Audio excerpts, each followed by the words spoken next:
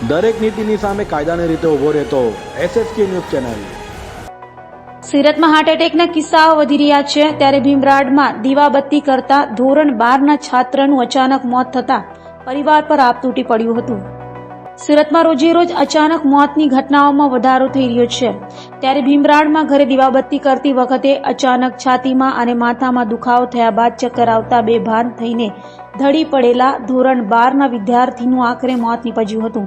મહેસાણાના વતની અને ભીમરાડના આકાશ એન્કલેવ ખાતે રહેતા શૈલેષભાઈ પટેલ કન્સ્ટ્રક્શનના વ્યવસાય સાથે સંકળાયેલા છે। તેમનો 18 વર્ષીય પુત્ર દેવ ધોરણ 12માં અભ્યાસ કરતો હતો।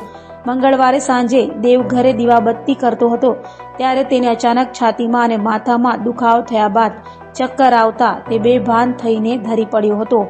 મોત હાર્ટ એટેકના કારણે થયું હોવાની તબીબો દ્વારા શક્યતા વ્યક્ત કરાઈ રહી છે।